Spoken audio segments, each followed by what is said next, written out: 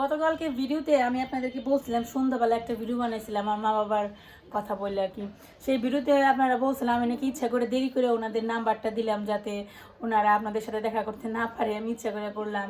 এখন ওনারা হয়তো আসলে ব্যাপারটা ওইরকম না। ব্যাপারটা কি হয়েছে বলেন তো, আমি তো আসলে যেটা বললাম আর কি, ওনারা গেছে কয়েকদিন হয়েছে, তখন ওনারা খুব ব্যস্ত ছিল। এরপর হচ্ছে আমি ওনাদের সম্পর্কে ওইরকম কোনো ভিডিও বানাই না, এর জন্য বলা হয় নাই। ওনারা কিন্তু এখনও বাংলাদেশে আসেনি, এখনও ইন্ডিয়াতেই আছেন এবং ওনাদের হয়তো আরও কিছুদিন দেরি হবে। এবং এখন আমার মা ওনার বোনের বাড়িতে বেড়াইতেছে, ওইখান থেকে আবার কলকাতা ব্যাক করবে, কারণ কলকাতায় হাসপাতালে একটু কাজ আছে। তো ওইটা শেষ করে তারপর বাংলাদেশ আবার ব্যাক করবে। তো আপনারা যদি চান ওইখানে মানে মা বাবার সাথে যোগাযোগ করে হোয়াটসঅ্যাপের মাধ্যমে আপনারা কিন্তু ওনাদের সাথে দেখা করতে পারেন, অথবা ওনাদেরকে বলতে পারেন আপনাদের সাথে দেখা করতে। এখনও কিন্তু অনেক সময় আছে, তো আপনারা ইচ্ছা করলে সেটা পারবেন। এমনটা না যে আমি চাই না ওনারা আপনাদের সাথে দেখা করুন, এরকম কখনোই ভাববেন না। কিন্তু আমি আসলে কি ব্যাপারটা তখন দেই নাই, কারণ আমি তো আসলে মা বাবার সম্পর্কে কোনো ভিডিওই বানাই না। এর জন্য এখন যেহেতু বানাইছি, আপনারা সবাই বলছেন, তার জন্য ভাবলাম হোয়াটসঅ্যাপ নাম্বারটা আপনাদের সাথে শেয়ার করি। তো গতকালকে আমি সারাদিনের মধ্যে একবারও ওনাদের সাথে যোগাযোগ করতে পারি না, রাতের দিকে করছিলাম। আজকে যে সারাদিন হয়ে গেল, একবারও ফোন দিছিলাম কিন্তু ধরে নেই। তো হোয়াটসঅ্যাপ নাম্বার দিছি, আপনারা হয়তো দুই একবার দিলে পরে নাও পাইতে পারেন, সন্ধ্যার দিকে বা বারবার দিতে পারেন, তাহলে হয়তো পাবেন। নেটওয়ার্কের মধ্যে থাকে না বা দেখা যায় বিভিন্ন রকমের সমস্যা থাকে। তো সবসময় আমি ওনাদের সাথে কথা বলতে পারি না, মাঝে মাঝে ওনারা ধরে, মাঝে মাঝে ধরে না, এরকম একটা ব্যাপার। তো আপনারা ট্রাই করে দেখতে পারেন, যদি আপনাদের সাথে কথা হয় তাহলে আপনারা অফার করবেন।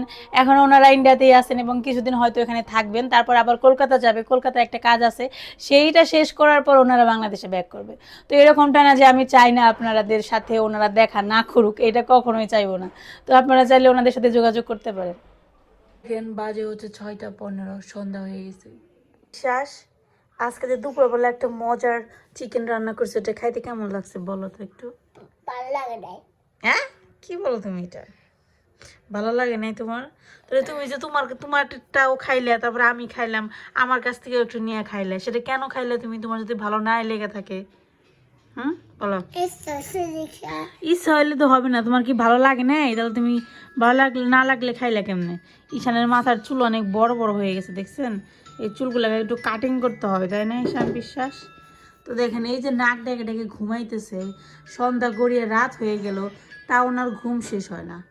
আমাদের দুপুরে রান্না বান্না শেষ করে, খাওয়া দাওয়া শেষ করে, ঘুম টুম পেরে এখন আবার সন্ধ্যাবেলায় খাবার রেডি করার ব্যবস্থা করতে হবে, কারণ ঈশান বাবুর খিদে পাইছে, তাই না? এখন হচ্ছে আমাদের একটু খিদা খিদা পাইছে, খিদা নিবারণের জন্য শীতকাল পিঠা তো খাইতেই হবে। এটার মধ্যে কি করছিলাম, এই দেখেন, এটার মধ্যে দিয়েছিলাম হচ্ছে কদম। কদম হচ্ছে শক্ত, তার জন্য এখানে গুলিয়ে রেখে গেছি। তো এখানে হচ্ছে গুঁড়ো দিয়ে রাখছিলাম যাতে তাড়াতাড়ি এটা গইলা যায় আর কি।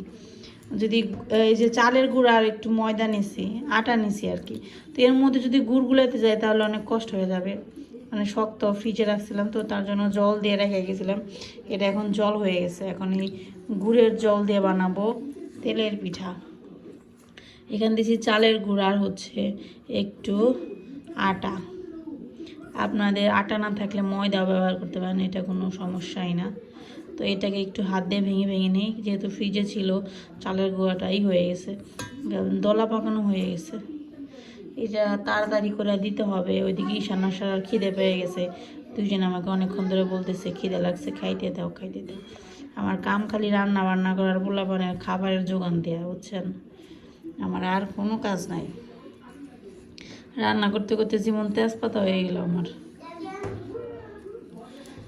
আর ভাবলাম আপনাদের সাথে একটু রেসিপি শেয়ার করি, আপনারা আমার রান্না দেখতে দেখতে বিরক্ত হয়ে যান। এই যে গুড়ের জল দিয়ে দিলাম, এটাকে হাত দিয়ে সুন্দর করে চটকে চটকে মেখে নিতে হবে। একটু সময় নিয়ে চটকে চটকে মেখে নেবেন। প্রচুর খিদে লাগছে, তাই না ঈশান বাবু? খাওয়ার জন্য পাগল হয়ে গেছে, খালি খিদে লাগছে। আর তুমি খিদে টেলে জল দিয়ে পেট ভরবান নাকি? এগো দেখেন, তেলের পিঠা বানানোর জন্য যে মিশ্রণ, সেটা রেডি করা হয়ে গেছে। তো তেলের পিঠার মিশ্রণ একটু ঘনত্ব রাখতে হয়, মানে একটু ঘন ঘন করতে হয়। চিতই পিঠার মতো এত করলে হয় না, পাতলা করলে হয় না। আমার কাছে মনে হয়েছে যে একটু বেশি ঘন হয়ে গেছে, একটু জল দেওয়া দরকার। সামান্য একটু জল দিব, বেশি না। তো এখানে কড়াই বসে আসছি, এখন শুরু করব ভাজা। গুড় দিয়ে করতেছি, এর জন্য লাল টুকটুকে হয়েছে, গুড়ের কালার আসছে, দেখছেন? শীতের দিন বলে কথা, গুড়ের পিঠা না খেলে কি চলে? এই যে কড়াই গরম হয়ে গেছে, দিয়ে দেব সয়াবিন তেল, একটু বেশি করে দিতে হবে। তেলের পিঠা না, আমি তেলের পিঠা, সয়াবিন তেল একটু বেশি না দিলে হবে? আগে বলতো কি মানুষ তেলের পিঠা খাওয়া কিপটা মানুষের কাম না, কারণ তেলের পিঠে তেল বেশি লাগে, এই জন্য হচ্ছে তেলের পিঠা খাই হচ্ছে বড়লোকরা, বেশি বেশি তেল দিয়ে খাবে। এই দেখেন পিঠা বানানো শুরু করলাম।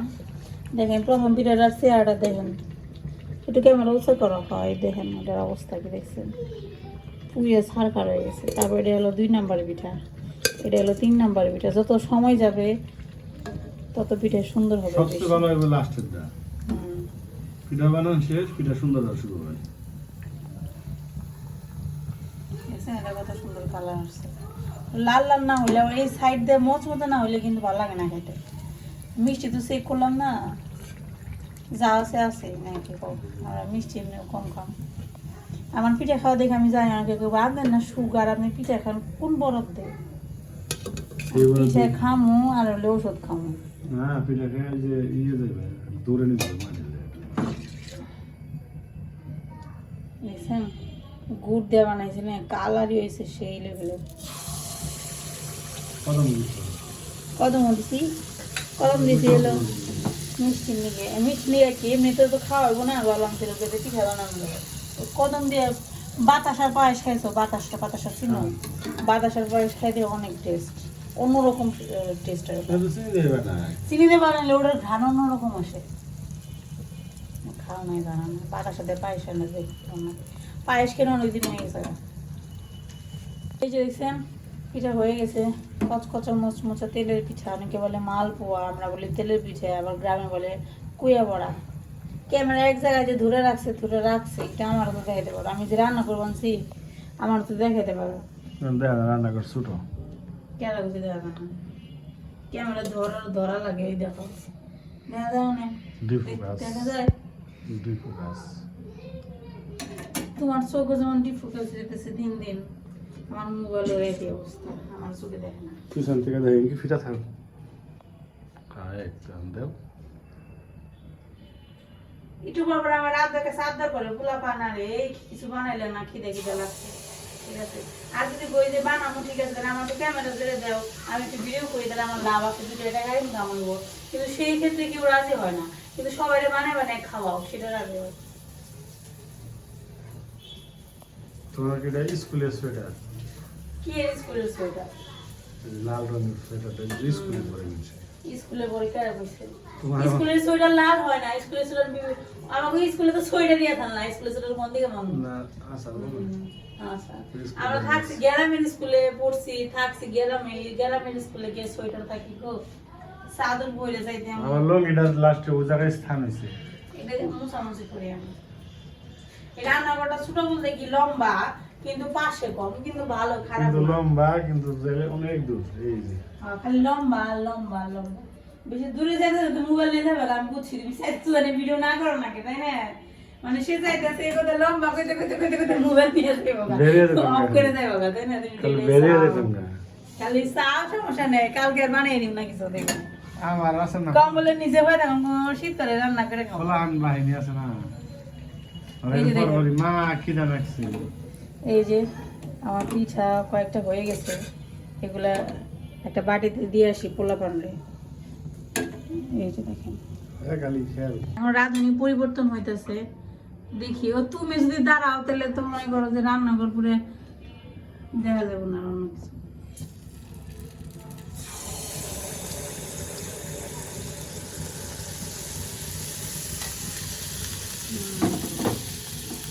ষষ্ঠী বের হয়েছে গো, দিস তো কয়েক চামচ ঘুরে দিচ্ছে, একবারে 1 চামচ একটু কম দেওয়া লাগে, একটা বেশি ছড়িয়ে যায়, বড় দিলে ছড়ে, আস্তে আস্তে তেল ফালাই দাও না, কড়াই শুদ্ধ তো উল্টে ফেলাবে।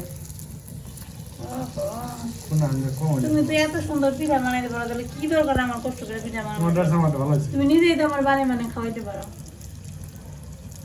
তা তো খাওয়া যাবে তা বাড়ি পাকঘর পরিষ্কার করবো যারা পাকঘর বসে ও না না থাক বানাও না হ্যাঁ তুমি বানাইলে পাকঘরে মলম দিয়ে যাবে এই যে এত সুন্দর চকচকে পাকঘর আর থাকবো না তাহলে তুমি একটা কাজ করে দিবে এই যে জানলাটা কিন্তু খুবই খারাপ অবস্থা রং করে দেখছেন দিবে না? এই আমারটা রং করে দিবে সুন্দর করে বুঝছো শীষ কাগজে ঘইষে আমার রং সবুজ রং আছে আমার কাছে তুমি একটু ঘইষে আমার রং করে দিবে ঠিক আছে এটা দেখতে মনে মানুষ সবুজ রং না দিয়ে টিয়া কালার দিলে মনে হয় একটু ভালো লাগে। মানুষ মনে করবো যে মানে নোংরা আসলে কিন্তু নোংরা না মানে অনেক বছর পুরনো তো তেল কেসে এমন ভাবে লেগে ধরছে আমি স্টিলের এখানে সোফাতে যে ছিল ঘুরছি 20 বছর ছিল একটা হ্যাঁ ঘষছি স্টিলের সোফাতে কিন্তু তাও কাজ না রং করতে হবে তাহলে ঠিক হবে আপাতত ওটা থাকে নেই এটা আমরা বাসায় কেবল উঠছি তো আস্তে আস্তে সব সেটিং মেটিং করতে হবে তো হয়ে গেছে উঠে গেল না দেখ বুঝছি হ্যাঁ তুমি ভালোই পিঠা বানাইতে পারো বুঝছি ভবিষ্যতে যদি কোনো সময় অসুস্থ হয়ে আমি পড়ে থাকি তো তুমি আমার বানিয়ে খাওয়াইতে পারবো মানে খাওয়াইছি 6 মাস তুমি বানিয়ে খাওয়াইছো তাহলে আমার মারে আনছিলে কোন কামের নিগে খালি হেল্প করছে তুমি রান্না বান্না সব করে খাওয়াইছো তাই না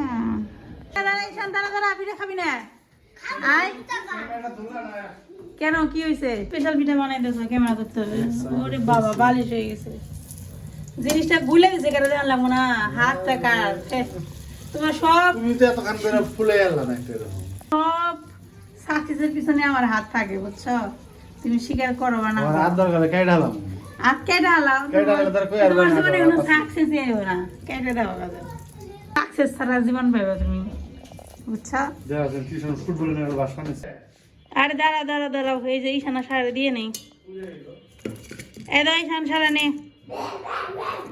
এই সারা লেখা এই যে পিঠা বানানো শেষ এখন একটা কামড়টা দেখি কিরকম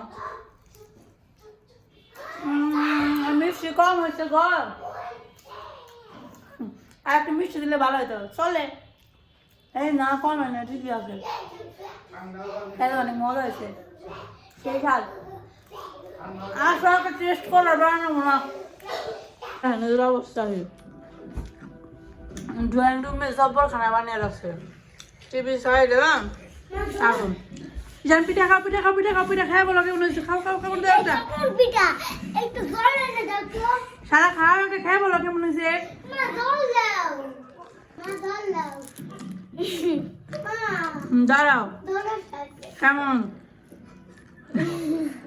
তুই খাইতে পারো কেমন মজা মজা বা ভীষণ খাও একটা আমার কি জানাচ্ছে একটা কামড় দাও জল দাও এটা পিঠা নাও পিঠা নিয়ে খেয়ে বলো কেমন হয়েছে ভালো হয়েছে আগে কামড় দাও একটা কেমন ভালো আরেকটা দাও কেমন আরেকটা কামড় দাও দিই কেমন কসকস করে আওয়াজ করে ও কি সুন্দর কুসকুস করে আওয়াজ করে তো ঈশানের দাঁতে তো অনেক পাওয়ার আছে ও ঈশানের দাঁতে অনেক পাওয়ার তাই না সারা দাঁতে পাওয়ার আছে কিনা ও সারা দাঁতে তো অনেক পাওয়ার দুইজনের দাঁতেই তো অনেক পাওয়ার পিঠা কি খাইতে ভালো হয়েছে সুন্দর হয়েছে ঈশান বলো কি তোমাদের এত সুস্কি খালে খেলাই বেঙ্গালাই বাচ্চা দাঁত দেয় মা ঠিক আছে মা হুম আমি মা হুম একটা কথা কই আমি আমার দাঁত আছে মনে হয় খেললাই খেলাম